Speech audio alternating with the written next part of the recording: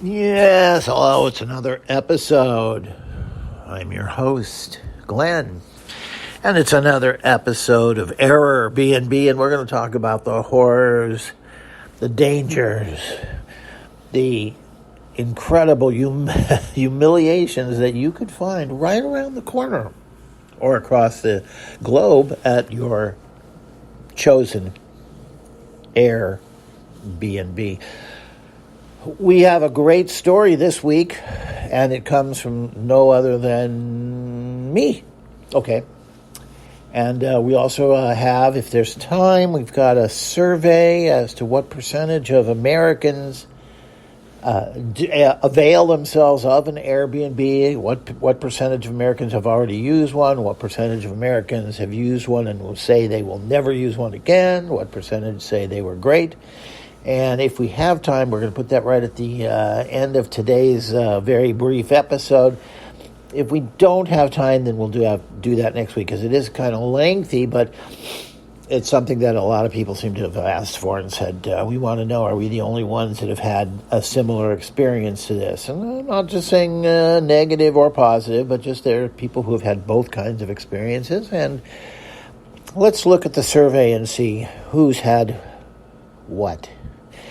Yeah, let's go with today's star episode. Today's star episode is mine, and we'll go into it back 10 days ago, roughly. We're going to say June 21st.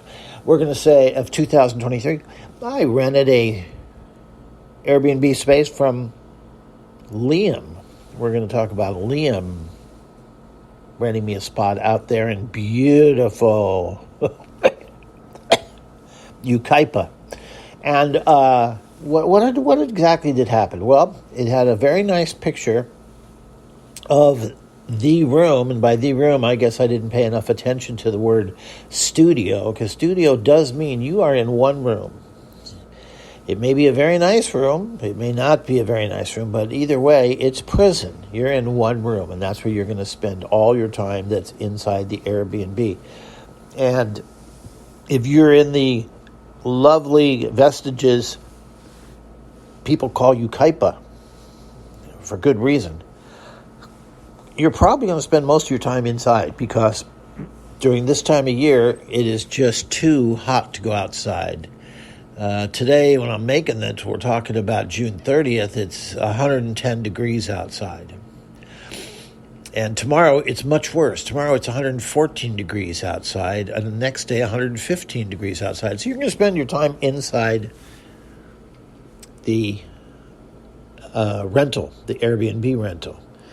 Well, what happened? When I got to the Airbnb rental, inside it looked okay. It looked kind of cheesy, but kind of artsy in a way. Not bad. It was clean, looked very clean.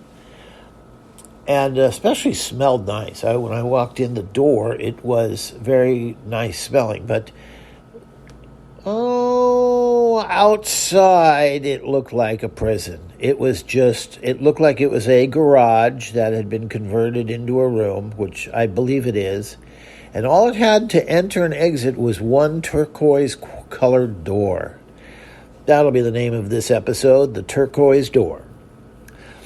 And when you got inside the lovely turquoise door, it was nicely colored, had a black and white motif, and smelled very good.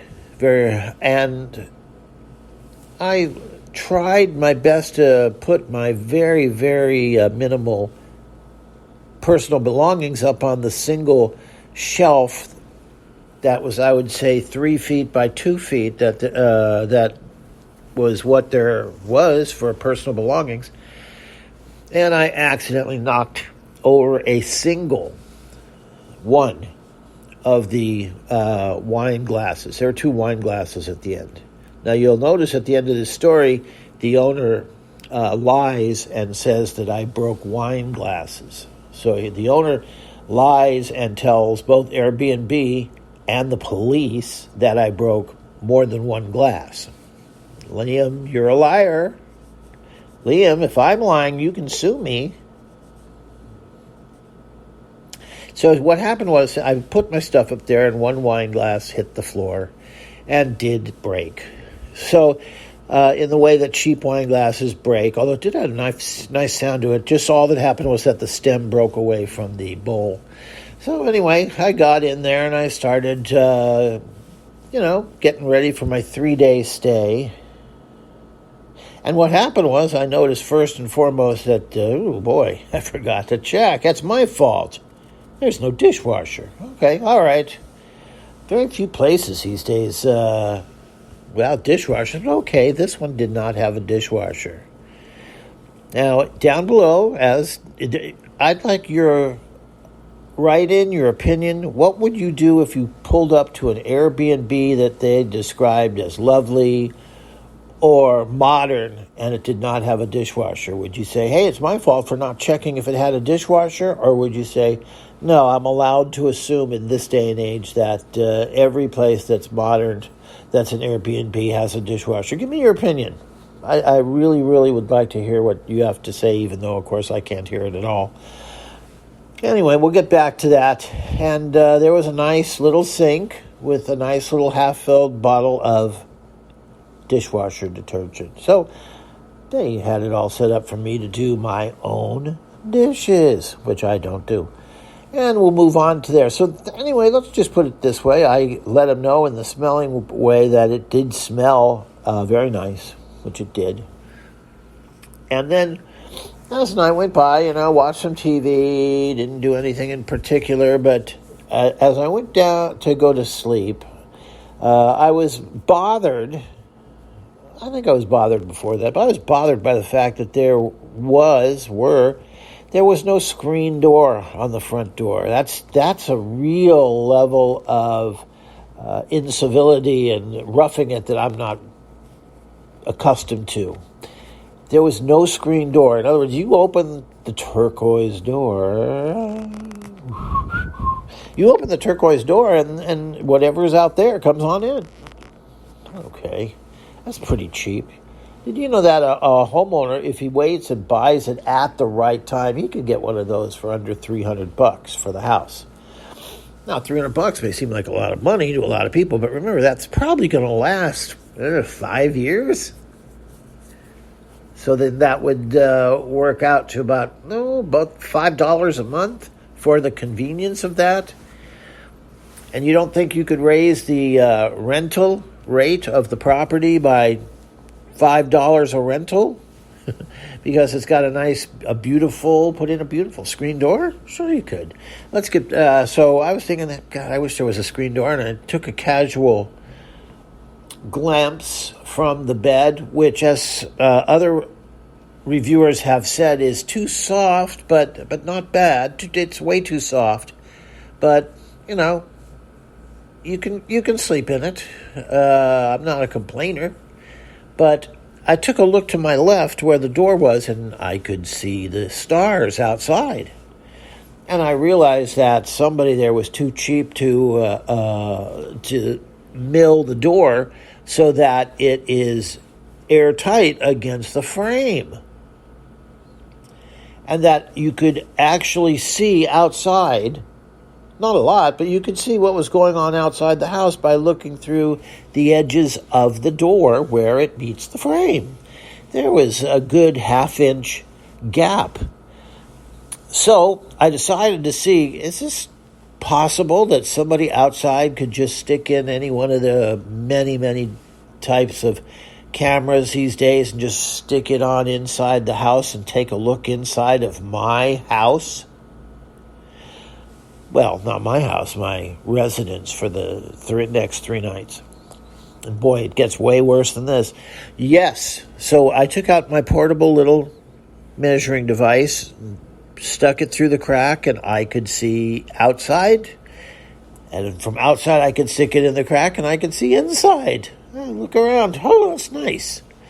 So the door so poorly fit the frame that it left open, and remember there's no screen door, that it left open spaces where somebody could stick in a viewing device and watch you sleep, video you sleep, video you doing something other than sleeping, and just there was room between the door and the frame. Well, that's not nice. So I wrote that to the homeowner, and immediately he took the attitude of, oh, you're a troublemaker, you're causing trouble, get out, we want you out of here. Now, somewhere right about that time, I pulled the sheets up to kind of make the bed, and I noticed that the back of the pillow that I'd been sleeping on, not the side I'd been sleeping on, but the back of it that I hadn't seen, was smeared in oil, that somebody had sprayed brown oil on the pillow. I don't know what kind of games people are playing in there, and when you start doing the math as to, well, who was it that might have had access to that, the numbers get, preposterously small, close to just one. So the disgusting nature of the pillow made me look at it and just say, this is gross. And I immediately notified Liam, the owner. And what do you know? Within 10 minutes, Liam fabricated we've had a complaint about the noise from your unit. They had no complaint. There was no noise. And you have to move. See, what they do is, by doing that, the people that are dishonest and desperate for money try to keep your money. In other words, if you were the one that said, I'm getting out of here, this place is gross, and you'll hear it was, you would, of course, be entitled to a refund. So they have to race you to the bank, and they have to get a reason to evict you.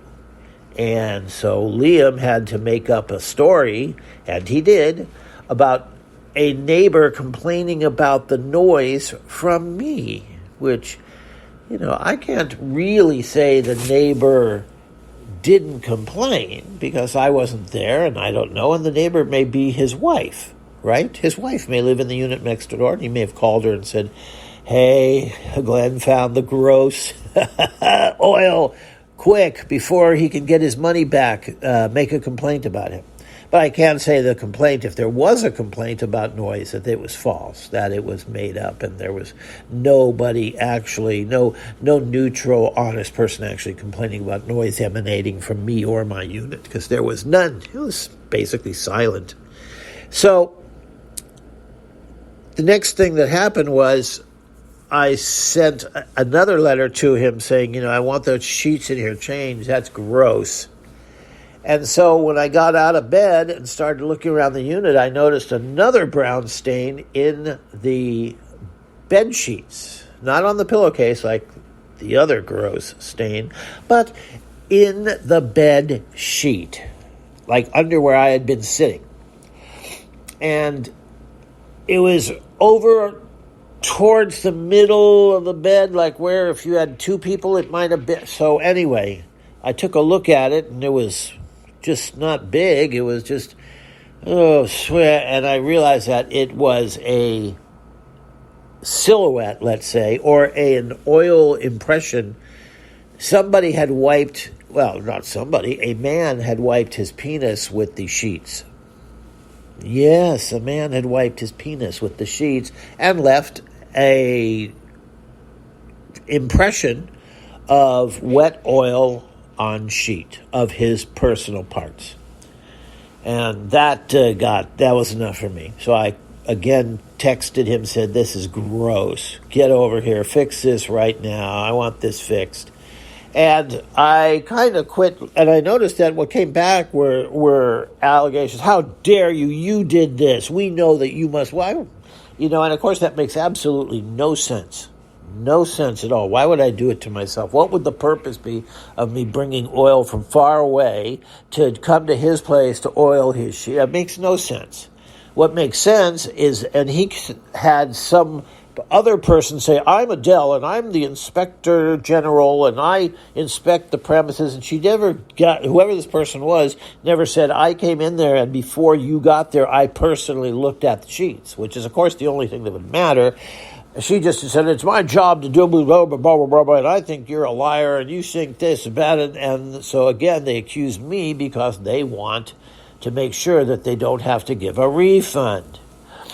Now, if you think about it logically, the only way this thing can make any sense at all, there's two ways, is that one, if the tenant before me had done something gross and Liam and his partner had failed to catch it, in other words, they had not inspected the property when they had it cleaned, or the cleaning people had cleaned it, which what it really looked like, it was fairly clean, and there's nothing wrong with it other than this, and somebody who had access to the unit, Liam or his wife, had some sort of episode inside where the man had wiped himself on the sheets with the oil that he had used for their personal purposes, which, those things happen, but not on my sheets, that's all.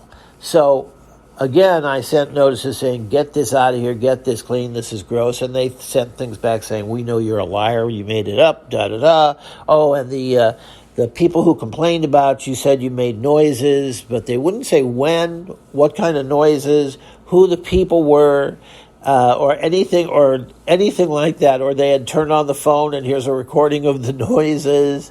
Here's a complaint about your noises made at the time. There were none of those. There were only after Liam found that he was going to have to give the money back because somebody had used his apartment to wipe their personal Johnson on the sheets. He came up with a story saying, oh, no, we're not giving the money back. We need it. Boy, and do they ever. By the way, when you see the picture of Liam, that's not him. The picture they're using, or it might be him. But the person who later came to my door with the police, yes, he called the police to evict me, is somebody who, if they came to your door, you would assume they were there to rob you. The looks of this person are not anything having to do with business. Good business. Let's sit down. Let's have a neutral attempt to resolve the matter. This is somebody who, if you saw them outside by your car, you would call 911. So that's who came to the door. That's who falsely called the San Bernardino Sheriff's Department on me. And when they showed up, I was, of course, shocked as hell. But the deputy said, you have to leave. They've called and I said, boy, I'm glad. Liam, why didn't you read your... I said, the truth is I didn't. Once you started making shit up and making crazy claims, why would I read them? I disputed him. I said, that's not true. Of course that's not true. But I'm not going to sit there all day and exchange under the false impression that whoever makes the last bombardment of false allegations against me wins. I don't do that. I make my point. I make my legal issue, and I assume the other side to accept it, and we'll move on from there and maybe resolve it later. But they didn't move on from there. They wanted to make sure, because he looks like he needs money now. Like he needs money. He can't afford to put a screen door on the front door. He can't afford to put a screen on the window. Can't afford to put a screen on the window, and yet he's trying to operate an Airbnb. Buddy, you are somebody who has a terrible, unresolvable need for fast cash. And I'm not going to try and guess why you need a lot of money now, but I think it's a medical problem. I don't think it's solved by becoming a B&B owner. And that is what happened. So I grabbed the chance. I said, I'm out of here. And I assumed, wrongly, that they would issue me a 3-day refund all my money. But Liam actually has the unmitigated gall, is there any other kind, to issue 1 day's refund. So he refunded me for the day that they kicked me out, but he tried to keep for the other 2 days, trying to claim that I somehow had my own... Why would I have my own oil on the... So it was insane. I tried to resolve it with Airbnb management, which is really a well-oiled machine at turning you down and keeping you money. So I have over and over messages from them saying, we tried to call you, but you didn't answer. No, every time I answered, we would talk for a minute, and the person on the other end always does the same thing. They always say, well, this is above me. I'm not able to resolve this, but I appreciate your thing, and I'm going to have somebody from a higher level call you back. And they don't call back. And then they have, there's that one. Then there was the one where I finally did have somebody on the line, and we were talking about it, and in the middle it was silent. Yes, it was completely silent. There was nobody there. I was talking to the phone, and there was nobody on the other end. And I gave it 2 minutes of me yelling, hello, hello, are you there? And there was, of course, no one there. No one. And so I hung up on that one. And then there was another one where I got somebody who said, well, we've taken all the notes on this, but it looks like you've had a full refund, so why don't we just close the file? And I got so excited. I said, oh, that's great. Yeah. And then at the last minute, they said, so Yadira's got, and then I realized that they were playing games with me, and that they had taken another of my only two. I only have 2 Airbnb rentals, and they had gone to another one that both sides had canceled. And they said, well, how about we'll cancel the one that's already been canceled and you've already got your money back? Oh, thanks. Yeah, giving me the sleeves out of your vest, pal. That's really nice of you. So that did not go well, so I said no. And then the best one was the very last one, which was 1 day ago. And this is for you listeners, this is Friday, 1 week later. And so there was a message from them on Thursday, a written message, because they go by text and phone calls. They do everything they can to put up a barrier that says, hey, we tried. Oh, my God, we tried so hard, but he wasn't there. So they try to make it your fault that they don't give you any money back. And I had a message from them on a text message. I had a text message from them that said system failure. In other words, their computer had failed, case closed. So in other words, if their system fails, in other words, if their computer at their end fails and ends and cuts off something, I'm not sure I understand what gets cut off. They might not have, it's only a $1 billion business, they might not have a backup. One of those backups you buy for $40, or you could buy a subscription for a year to a backup, a cloud backup, for about I think it's $99. They might not have one of those. So their computer died, and of course, if they're investigating a claim and their computer dies, what can they do other than just keep your money and close the inquiry? Wow, that's great. Oh, sure. I wonder if that would give them an impetus to have low-quality computer equipment that happens to fail in the middle of an inquiry so that they get to keep the money. And that's what they attempted to do. So I gave them one more chance, and I said, you are to get somebody on the phone that has the authority to go over this. Because each time, see, that's one of the ways they try to wear you down. And it's important to be aware that they're doing this so that you can move away from it and get over it. Because otherwise you're going to, what they're trying to make you do is to say, oh, God damn it, I'm tired of it, I give in. So each person that calls you from the position that, okay, or if you call them, either way, it doesn't matter. If you call them, that person that you reach initially says, yeah, I don't know anything about this. Tell me what happened. And the best thing you can do is always to say, it's right on your screen, I'll wait. And you can lay that phone down, but do not tell them again what the problem is. They have it. All they have to do is read it. They don't want to read it. And in fact, they get in some negative trouble if they read it. It is their job to make you say that again.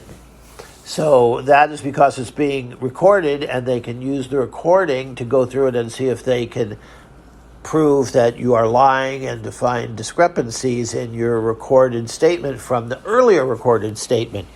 So it is really important that each time you call and they answer with, what is this about? What kind of problem did you have? We're so sorry. Is this about the too much violence on the television? No. Are you calling because you're unhappy with the Trump election? No, that's not why. Well, how can we help you? You help me by reading the file that's right in front of you. Here's the case number. And given the case number, that's your obligation, I believe. And say, read the case, and have somebody who is familiar with the case and in a position to financially resolve it call me back.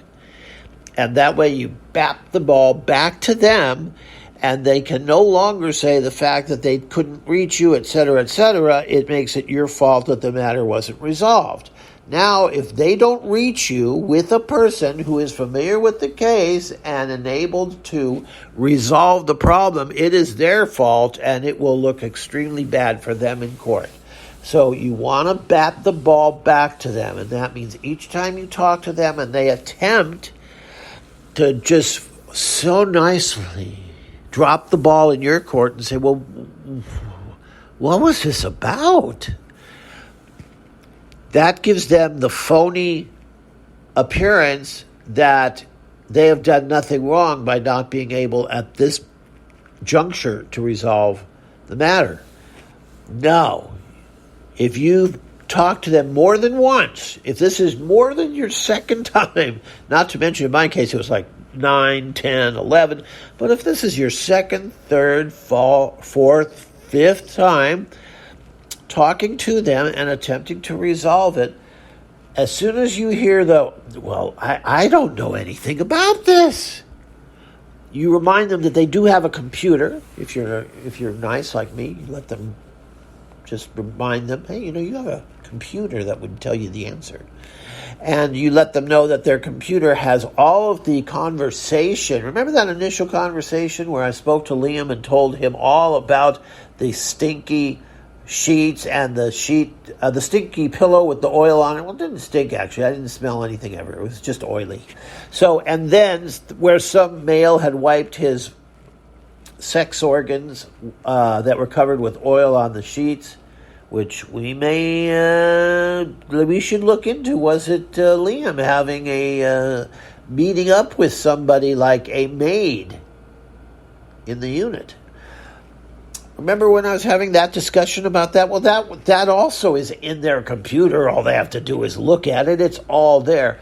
So you are doing you and them a favor, but especially you, if you remind them that all of this is on their computer right in front of them, and if they want to be knowledgeable and actually if they really are looking to be resourceful and in the position to try and resolve this discrepancy between the parties, tell them just punch in the case number. It's all there. And then tell them to read it. And you now have two options. You can wait, lay the phone down, turn the volume up, and wait for them to come back after they say they've read it, because they will push you to not do that. You will be amazed. Well, rather than just having to go all over it again, I know you don't want to do that. Just tell me what happened. No. You've done that already. You've already made your case. Don't make your case twice, because they're not looking to help you. They're looking to see, can they find wiggle room between the first, second, and third times and the fourth times. All they're doing is looking for a chance, a method to say, well, you said this on Tuesday and today's Friday, and now you're saying that, and that makes you a liar. So you want to not do that. Never do that. So you want to say, no, I actually don't choose to do that. I've got my dog here, and I'm having a conversation with my dog, and I'd rather finish that if you don't mind. And if you do mind, I'm still going to do it. Have them read the entire case file. Ask them, have you read the entire case file? And if they say no, say, well, I'll wait. And when they've read the entire case file, ask them, and do you have the authority to resolve this? Or do you have to send it up the chain? That's a great question. And if they say, yes, I do, which they don't, they won't say that, you say, okay. And you go ahead and you start your negotiations.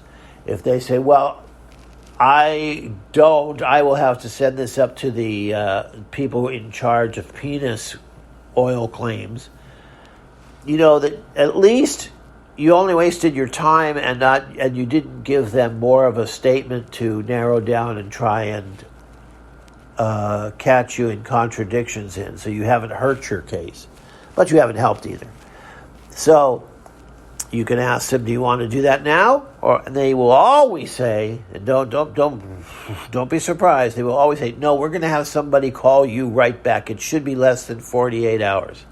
It won't. They won't call you back. But at least that then puts the onus on them. And when there is a lack of communication between the parties, it counts against them and not against you, which is what it would have counted had you not followed the instructions I just gave you. And we are now at the nasty 30-minute point, and that means that we will leave for next week's episode. I'm sorry. We have two things that I really wanted to get to today, but we are out of time. So next week we're going to get to the survey done by the Wall Street Journal on how many Americans have actually used an Airbnb, how many would use them again, how many would never use them again. And then we're going to pick out another top horror Airbnb story, not one of mine, somebody else's, and we're going to tell it to you. And I got to tell you, I have already read it, and it's a doozy. Is it more shocking than mine? Well, I don't know. You're going to have to listen. I'm sorry, but if you'll listen, it will come out again. It's next Friday at 6 o'clock p.m. Pacific time. Just listen up right here, wherever you get your podcasts.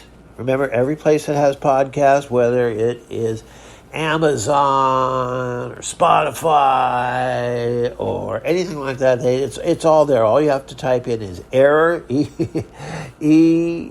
Error is the back page. Sorry. ERRBNB. Airbnb. That's the name of the podcast. So the individual show will have the word error in it. But if you want to just find all our podcasts and go through each one, you have to type the name of the podcast, which is ERRBNB. Airbnb. And that means that you make a mistake going to those particular BNBs. And I want to thank you for listening. I will talk to you again next week. Remember, the only way you can keep us alive, and I know you're so tired of hearing this from absolutely everybody on the internet, but subscribe, hit the thumbs up, and ring the bell. And that affects the logarithms of the podcasters and gets them to say, oh, you know what, the next time people come on board that are looking to rent a hotel, we'll give them a chance to listen to this podcast. So please subscribe and send in any experiences you've had. And if you do, we will consider that you've given us permission to read it on to the public. And we'll talk to you next week, and thank you for listening.